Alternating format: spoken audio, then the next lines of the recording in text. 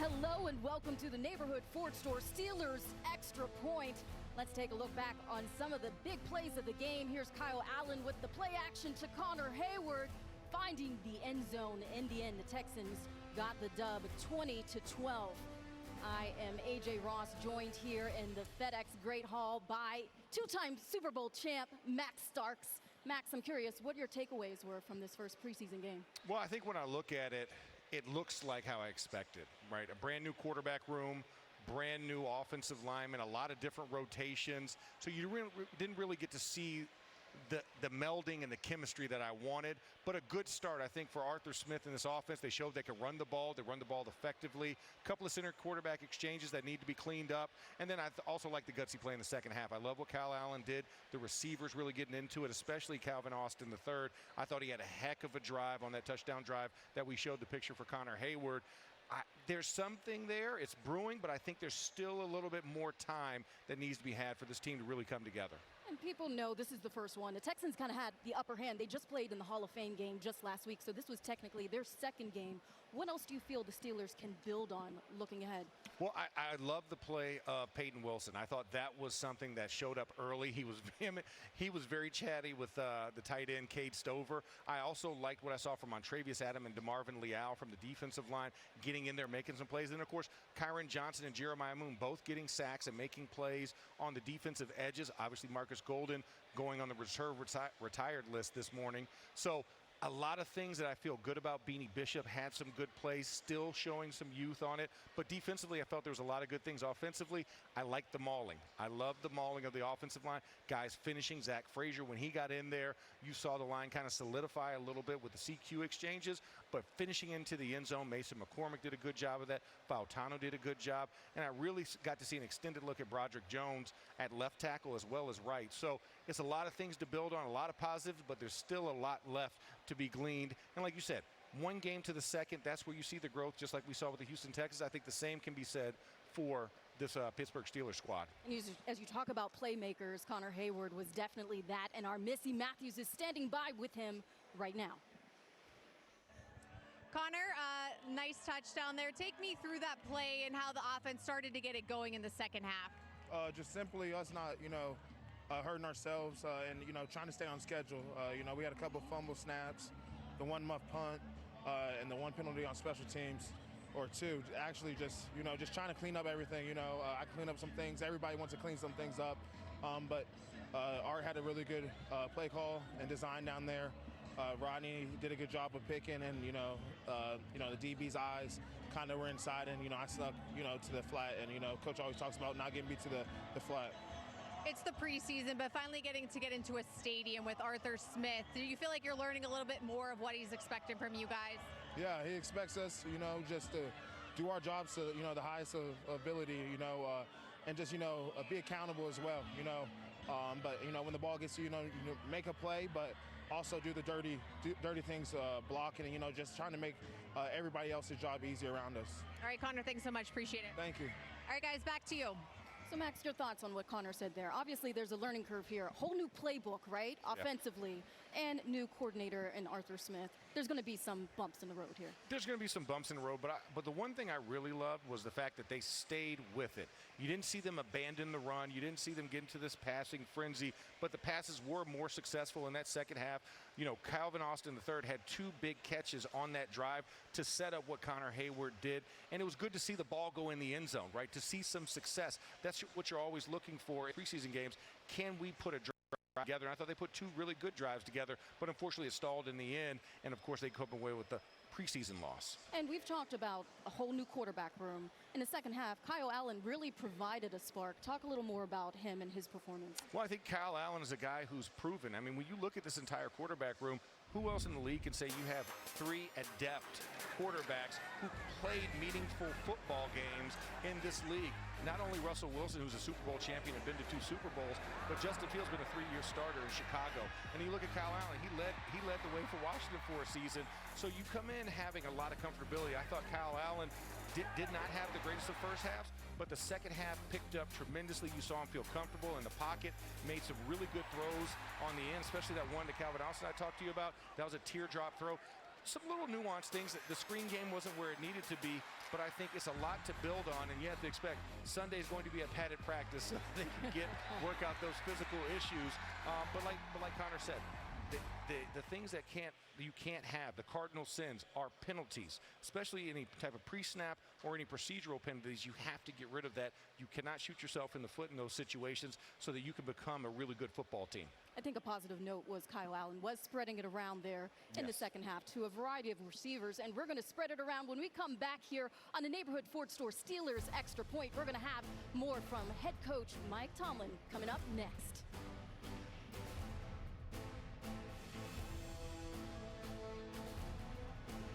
The Neighborhood Ford Store Steelers Extra Point is brought to you in part by Xfinity. Stream live sports from the best seat in the house. Xfinity, bring on the good stuff. Well, Max, you brought up some excellent points, but I would be remiss if I didn't bring in the guys who had the bird's eye view tonight. The guys who called the game, Bob Pompeani and Charlie Batch. Guys, I'm going to toss it to you. Yeah, there were a lot of people in this game tonight, I can tell you that. We went through the entire rosters, it seemed, and that's what you get in the preseason. You also get a lot of sloppy play, as AJ, you and Max have discussed, and it started with center snap exchange, and we haven't seen a lot of Nate Herbig at center. He was there tonight to start, but it didn't go well with Justin Fields. No, it did, and those are two things that you just cannot happen because those start the plays, and that was drive killers at that particular point, so that's going to be something that they're going to have to continue to work on in training camp. They also had a lot of penalties in the special teams game, and of course the muff punt by Quez Watkins, which led the way to an easy score for the Texans. Take a look at some of the problems they had tonight because, again, they started early and they continued throughout the first half. Second half, not so much, but there's a center snap exchange, the first of two. That's it. He's working to the right there. The ball just hits Justin Fields' hand. That's communication on both of their ends to see what they have to do from that perspective. Then here you have, again, just giving up a sack, a drive killer. And again, coming right back, Justin Fields nowhere to go. Another sack allowed by the offensive line. Yeah, and that's what happens. And this is, to me, the critical play of this game because Quez Watkins had an opportunity. They were down 7-0. He muffed it, they recovered it, and they turned it into a touchdown rush, which made it 14-0. And then, Kyle Allen went to work, and this, I thought, was going to be the play of the game. A touchdown, but it was not to be. It was overthrown in the first half. He got better. Yeah, that was a turning point right there because that should have been a touchdown, tying the game at 7-7. All right, let's check out the final stats presented by Explore Altoona, small destination, big adventures in Altoona, PA, home of the curve, by the way. You can see passing yards for the Steelers. Kyle Allen really did a pretty good job in the second half to enhance that number to 235, but the penalties at the bottom, third down conversions both way will be something Mike Tomlin points out. Mike Tomlin always talks about situational football, and right there when you look 2 for 9 on third down doesn't allow you many opportunities for your offense. But again, beating yourself, 6 penalties, 59 yards, that's something you just cannot do, especially when you're playing at home. Cannot do. We didn't see Russell Wilson tonight, but now it's time for the QB analysis by Charlie Batch. So let's talk about your thoughts about the quarterbacks you saw tonight. In the limited time, both of them were really in there. Yeah, Justin Fields, stat-wise, he was 5 for 6. I thought he did okay, read the football down the field. But the one thing that he did not get the offense into the end zone, and that's going to be frustrating, especially when you're trying to lead your team and competing for the starting job like he wants to do. Yeah, Fields on the day, I think, was 5 of 6. He hit Pat Freiermuth. This was a pass that had to be short of the first down sticks. And, sidearm deliveries. He was doing what he had to do. We didn't see much of his legs tonight, and that's something that he normally will show you. But in this game, I think Mike Tomlin wanted to see him in the pocket and how he would do in that. Yes, he did. And I think when you look back at the one thing that you're going to focus on are the third down opportunities. He was over in that department. Kyle Allen gets into the game. Again, he missed that one to Calvin Austin in the end of the end zone. But after that, he put together a nice drive. A very good second half, I thought. And by the way, a quarterback analysis is brought to you by Cleveland Brothers. It has you covered, Pennsylvania's largest Caterpillar equipment dealer. So he looked good, and you can tell he's a veteran. He spent a lot of time in Carolina. We've seen him down there. So the experience that he has, it's similar to what Case Keenum or Tim Boyle brings to their roster as well with Houston. It does. You have the veteran experience. He should do that in the second half setting when you're essentially playing against a lot of backups, but that's what his position is, right? You have to go in there, you have to do what your job is regardless of what the circumstances are, and I think Kyle Allen did that. Ask you a follow-up question, Bob and Charlie. You mentioned Kyle Allen, and especially in that second half. I want to talk more about that wide receiver depth at that position and just what you saw tonight from those guys. Yeah, I think George Pickens, you expected to see what you saw there. Didn't get many opportunities down the field, but I wanted to see more from Johnson or Jefferson. Van Jefferson, I'm sorry. He made a couple of plays. He made a couple of plays there, but of course the person that you know is going to now shine was going to be Calvin Austin. This guy makes plays in the passing game. He's going to now have to take another step because of Roman Wilson being out and competing for that slot position. And that's one guy eventually you'd like to see. Roman Wilson had a pretty good camp going. He got injured, and he hasn't been back since. But eventually, he's that guy. He was a big standout, and one of the guys that McCarthy went to a lot at Michigan whenever he needed to. That was a run-dominated offense that they had in Michigan with the Wolverines, and he likes blocking. So that's another thing that will endear him to, I think, to the offensive coaching staff. I agree with you on that, and we look forward. Hopefully, he's back sooner rather than later. Hey, fellas, I wanted to ask you also, I mean, as we looked at the defense, a lot of good things. We saw some sacks from Montravius Adams, DeMarvin Leal, a lot of play by Peyton Wilson. But what were some of the things that you got highlight-wise when you're looking at kind of how this roster's filling out defensively? Who else kind of caught your eye in gameplay? Yeah, I think for me, I think it's Miles Killebrew, right? Because this is a guy that didn't play a lot last year in the safety position. You know what he can do in the special teams game, but I want to see him be part of that four-man rotation in that secondary, and I think he did a nice job of standing out from that department. I like two young guys too, Max. One of them be Beanie Bishop. He's not afraid of the moment, and neither is Ryan Watts. He's a guy who was a 6th-round pick, and he made some plays out there tonight. No, I agree with you. This is a guy who came in wanting to see more of him. I thought he acquitted himself very well. He had Robert Woods on the slot for a majority of those first half snaps. And then also, a couple mismatches with Tank Dell with some of the shifting things.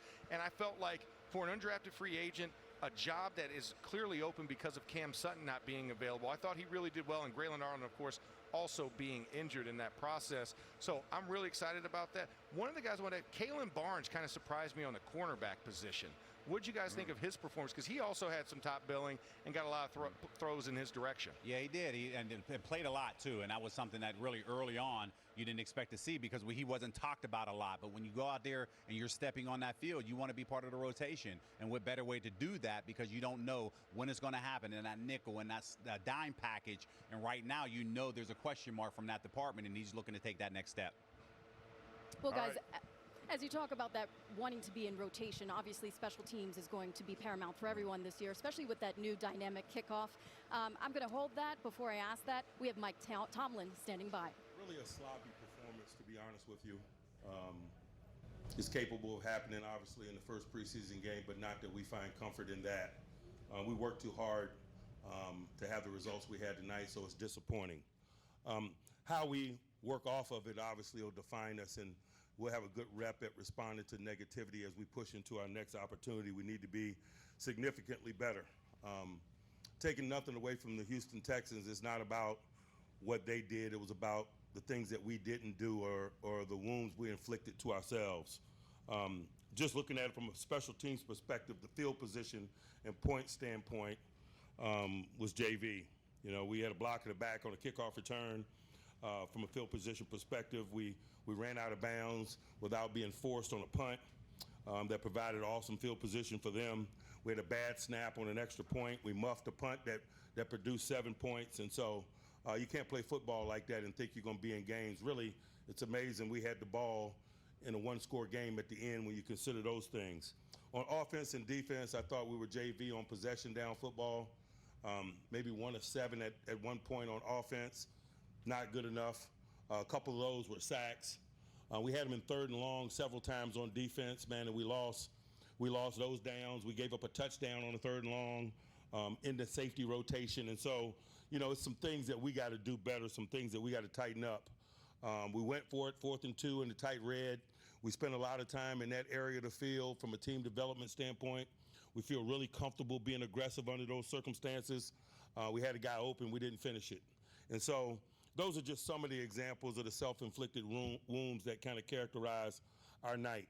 We'll assess it, learn from it, and roll our sleeves up and get back to work next week.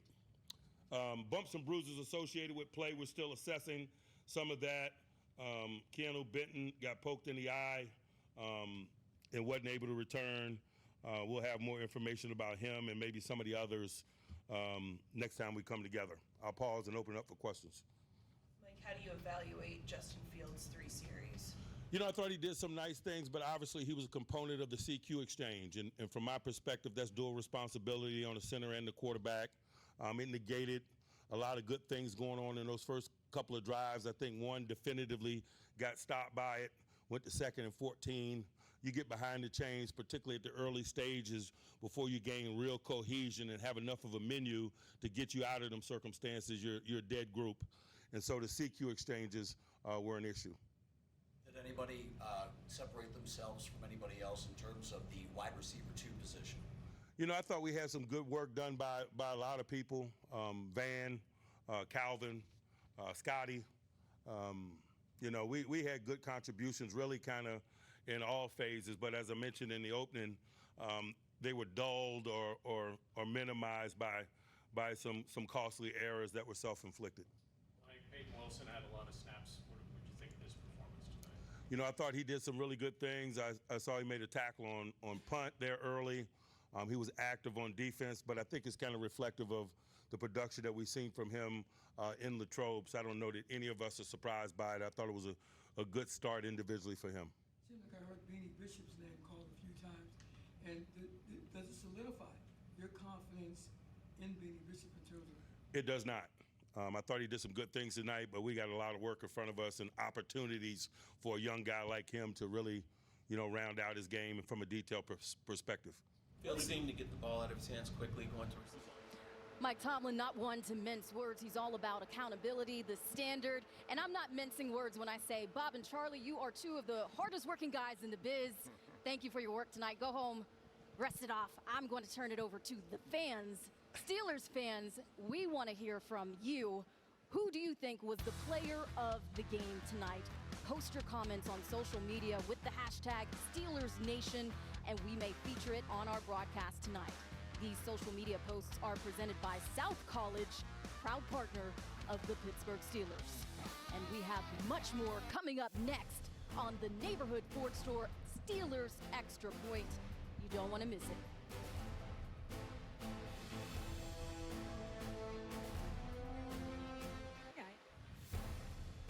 The Neighborhood Ford Store Steelers Extra Point is brought to you in part by Shinderovich and Fishman, backed by personal injury law experts. And it's now time to gear up for the season with Yin's Chat preseason challenges. Starting on August 6th until August 27th, you can answer daily trivia along with predictive questions on game days for your chance to win autographed prizes each week. Visit Steelers.com/YinsChat to play. And speaking of Yin's Chat, let's revisit a few of Max's pregame predictions. Max, we asked you about the over-under on Justin Fields, 199 yards. That was like an AI, not an AJ question for the Yes. Okay. Yes. And Peyton Wilson, over-under with 5.5 tackles. He had 6 tackles tonight. So, you know, give me lottery numbers next since you're correct all the time. You know what? It feels good to be vindicated because last year, AJ, you remember, I was not great at this and I was vastly wrong. But you know what? Tonight I felt something special. So I'm glad that I went 2 for 2.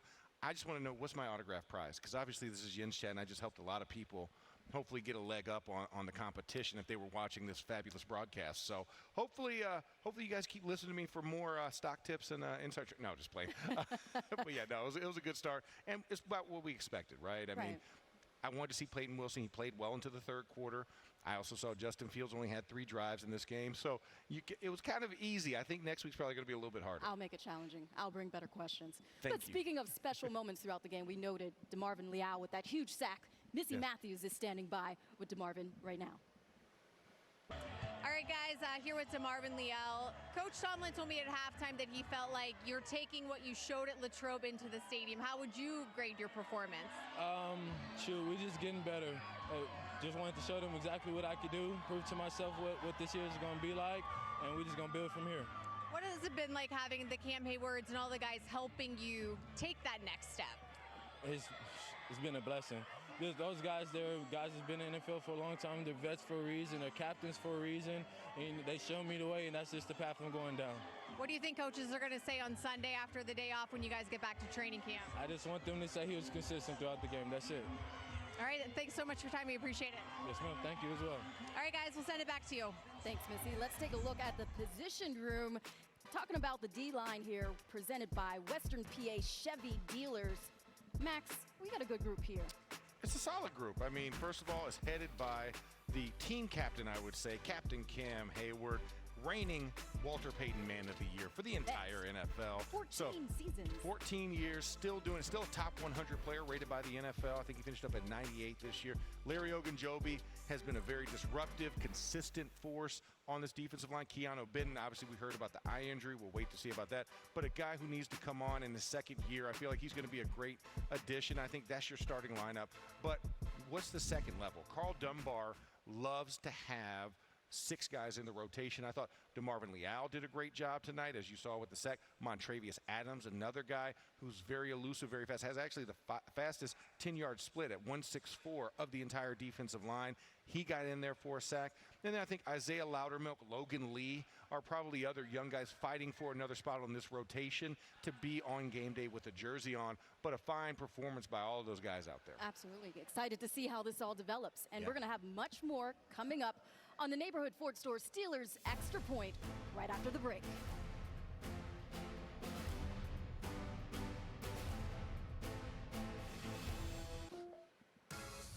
Plan ahead and never miss a moment as members of Steelers Nation. We have a ton of fun, new and annual events planned for fans in the 2024 season. Visit our events calendar at Steelers.com/events for early access to details and tickets. And you know, Max, earlier in the show, we asked the fans who they thought was the player of the game, and we've been looking at your responses all across social media. Let's take a look at some of them by South College, proud partner of the Pittsburgh Steelers. Javon says Kyle Allen. Jack of Miles, Peyton Wilson. That's your guy, Max. Surprise, he picked it. And J. York football, Ryan Watts by far. Oh, wow. Well, okay. Max, I got to ask you, too, who's your player of the game? You know what I'm going to go with? I'm going to keep it on the offensive side of the ball. I thought Dejon Edwards did a really nice job, and that's what I really enjoyed about watching this run game. They had over 100 yards rushing, which we know last year was an issue early in the season. But I loved the hard-working approach and just kept banging the ball between the tackles and just hammering it in for a touchdown. That's old-school style football, 3 yards in a cloud of dust. So I really like what Dejon Edwards. I also like what Jonathan Ward did in the game, too. Had some nice big runs, great reads, following the big blockers up front. So I would say the 2 running backs are my 2 players of the game. I'm surprised you mentioned running backs and didn't give props to the O-line, creating those holes for them. Well, but listen, it was up and down. It was up and down with the offensive line because for all the holes that they opened up, they also left some holes in the passing game. And Charlie talked about how crazy it was seeing those sacks and how they were drive killers. So I want to keep it measured until we get to the regular season. They still have to do, but the big boys up front definitely did a good job running the football. Fair enough. We only saw a little bit of Justin Fields tonight. We know in preseason you're only going to get a couple series out of different guys. What were your thoughts on his performance? I thought he looked good for the most part. I thought there were some moments, obviously, in the passing game when 6 of 7. I thought he did a really good job there with IDing and getting the ball to guys. But like you said, it's the little things. I mean, I still want to see what happened with those center quarterback exchanges. I also want to see a couple of times a little bit of hesitation. Obviously, when he got sacked, that's not something that you want to see. But I felt like a solid performance for a start. Still a lot to build on for him. He spread the football around, which is also something that I like to see. So let's see more. But a good preview, good appetizer until let's get to the second course of the meal. I like that appetizer. Yeah. We're coming, around the main course, almost dessert of the Neighborhood Ford Store Steelers Extra Point. We're almost out of time, but when we come back, we're going to go over our final thoughts and preview a little bit about next week's game against the Buffalo Bills. Stick around. You don't want to miss it. Want to get gear direct from the team? Shop all things black and gold at the official Steelers Pro Shop located at Acrisure Stadium. Get the latest sideline apparel and hats, jerseys of your favorite players, authentic memorabilia, custom gear, and exclusives you can only find here. Don't forget, you aren't game day ready without a terrible towel. The Steelers Pro Shop has everything you need to be part of the legendary Steelers Nation. Come experience the Acrisure Stadium shopping environment or shop online at shop.steelers.com. Welcome back to the Neighborhood Ford Store Steelers Extra Point. Final score here, Texans 20, Steelers 12. Max, we talked about, again, limited snaps for some of the guys. George Pickens included in that group. We already know he's a playmaker. Where do you feel the ceiling is for him this upcoming season? Well, I feel like the ceiling is going to be #1 receiver and also over 1,000 yards. I think that's where the ceiling is. That's the range you're looking for. I think with Arthur Smith, how he utilizes offense, he likes to spread the ball around. He loves to run the football. But George Pickens is an X factor. You know, a lot of people call him the alien because of the way he can move his body and make a play and make a guy miss and get the extra yardage. He can play on the outside, but can also catch over the middle. Tonight, 2 catches for 25 yards in his limited play.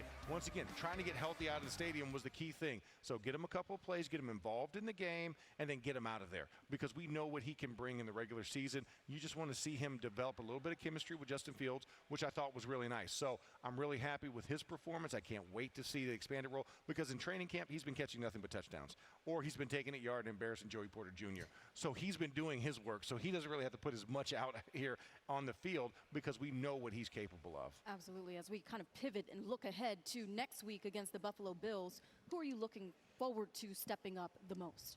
Well, I mean, I would love to see if wherever we're at in the Russell Wilson progression, because I think you have to get him into a preseason game. You've got to see what you have with Russell and the chemistry that he can establish in a game time situation. Also, want to see this offensive line work more with the first unit. Isaac Seumalo was a healthy scratch tonight. I don't think he will be next week. Also, James Daniels did a fine job in his extended role. Dan Moore, want to see more. So I want to see how this first team line starts to meld, and as you start to see more of what Arthur Smith brings to the table. I didn't see a lot of 13 personnel. That's something they've repped very heavily in camp. So to see the 3 tight end personnel, I think will be really fun, and I think they'll probably display a little bit more of that in the second preseason game. And what about more from those young guys on the O-line? You know, we have Broderick Jones and Zach Frazier, you know, all those guys. Yeah, all versatility of them, across the line. They've just got to continue to grow, because they had their ups and downs, but they got to make sure that they're getting a little bit better. So I want to see how they respond from game 1 to game 2. Absolutely. Well, we want to thank everybody involved in this production, from the players, the staff, the coaches, everyone who contributed, and of course you, the fans, for watching. We really appreciate it, and we'll see you next week.